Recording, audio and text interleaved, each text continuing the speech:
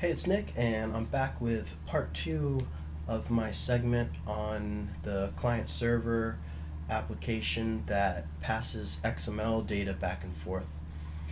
And I may have a part three and even a part four of this presentation because I'm limited to about 10 minutes on my screen recording software here. So I'm going to try to get through as much as I can, as fast as I can, but I want to thoroughly go through all of the important classes that make up this functionality.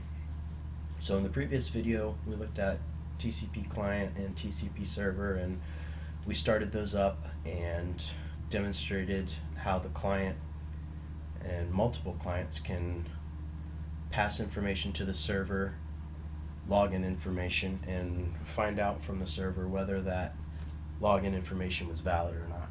So let's look into how that is done, and we're going to start with the TCP server class because this is the first one that we would want to have started up to use the application. So when we start it, it calls the start method here, initializes the server, which creates a server socket object on the port that we specified. We want to make sure that that port is not already in use on our computer or in your system's network, of course. And as long as there's no problems there, we'll have the server object started up, and then we're going to have it start listening on that port. And it does that by first creating a socket object, which is going to be for our clients to make use of, and it's going to start accepting connections from that client. And for each client that connects, we're going to create a new thread. And so this is a multi-threaded application, and each client connecting will have its own line of communication with the server that's independent of the other clients. And we do that by making use of the Java thread class, and we pass in a client connection object, which is this socket object. And we'll go look at the client connection object or the client connection class in a couple minutes, because that's where all the heavy lifting begins on the server side. But for right now, let's just say that we've started the server, it's up, it's listening for connections on port 1001, and it's ready for a client to try to connect and start talking with it. So let's go look at the TCP client class, and when we initiate this, it's going to call the run method, TCP client run, and we're going to first initialize the client and then start the session. So initialize the client is going to set up a socket connection to the server, and so the server already needs to be up, and it needs to be listening on this port at this host address. And I have mhost set up as localhost because this is on the server is running on the same machine as the client on my local machine, and then the port, of course, set as 1001, just like it is on the server side. So we have our server object for the client, and then we're going to be setting up these two important input and output streams. And once we have an object that represents the server, we're going to get an output stream and an input stream to the server, and that's what the client is going to use to read information that comes from the server and send information to the server. So once that method is called, we've got our client connection up, and it's ready to start talking to the server. And the next thing we're going to do is start the session, and this is where we are going to begin getting information from the user and sending that information to the server and waiting for a response from the server. So let's go look at start session.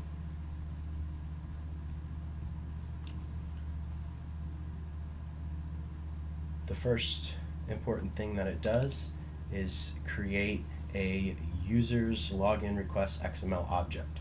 When this is a document, making use of the Java document class, which is an XML representation of a login request, and we'll see how that's done in a second by looking at generate login requests. It's going to return a document, which is a XML representation of a login request. And the login request class is basically just a class for storing information about users in our MySQL table. So we're going to prompt the user for a PIN and account number, their login information, and then we're going to create a login request, create a new object from those two bits of information that the user puts in, and then we're going to turn that login request into a XML representation of that login request. We want to do that again because it's easy to send XML back and forth from the client and the server. So we need to get our objects into XML form to be able to send them over the network. You don't get that for free. This is you need to create that functionality yourself unless you use one of the packages that are out there that does some of this kind of stuff for you. I know there's some things that will just turn any old Java object into an XML representation and then read that XML and turn it back into the same object for you. But here I'm actually going to be doing all those steps myself, and to do that I need a XML utility class which I created to turn objects into XML and to turn XML into objects. These objects being login requests or login responses. So let's go look at the XML utility class. And the first one that we saw over there is object to XML.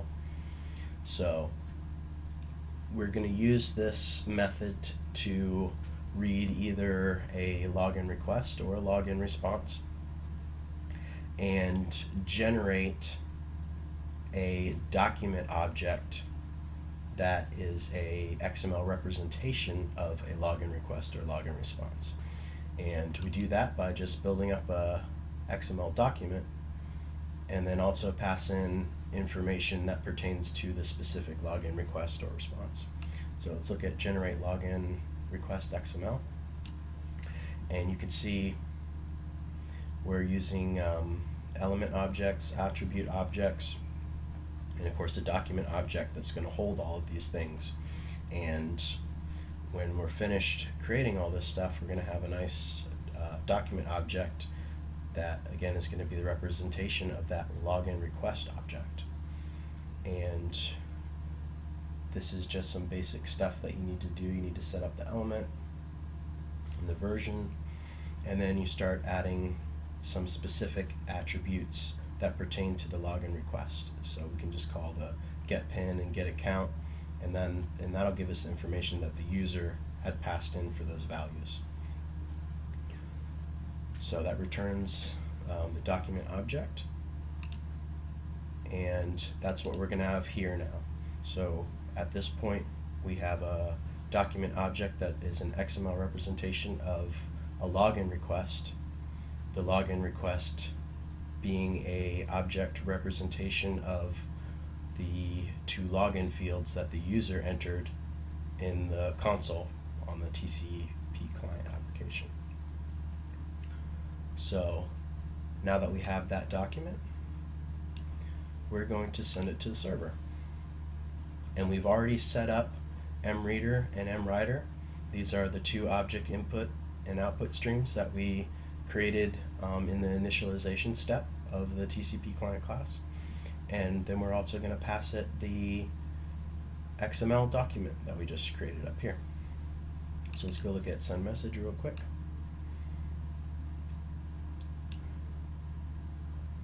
And we're going to use the output stream this is where TCP client is going to send this XML document to the server.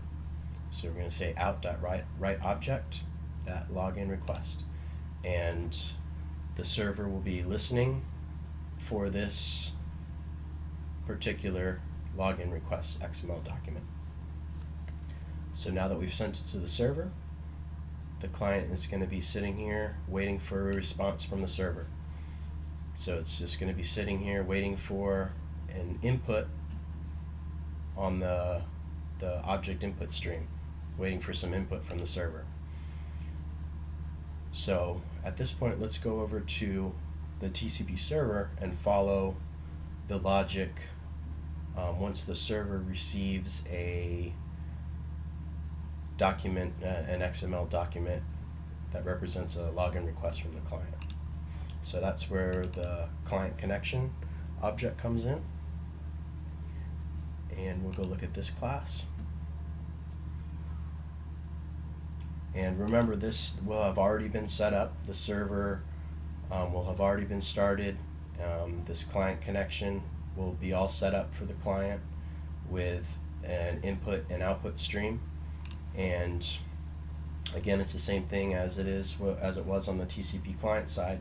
The server needs an object input and output stream to be able to write to. So instead of on the TCP client side, we were saying server get input stream, but now that this client connection is used by a TCP server, we're saying client.get input stream. So the server has its channels to get information and send information to the client when it's ready to. And the run method is going to be called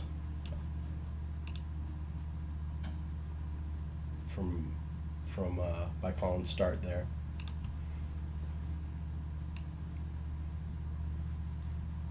And the first, it's going to create a couple of documents here for use later on. The really interesting thing here is this login server protocol. And this is basically where the heavy lifting of the server gets done. This is where the server takes in that login request, uses that information to query the server to see if the login request is valid or not, and then it can put together a login response to send back to the client. And before we get into login server protocol, I'm going to cut this off and start this back up in part 3.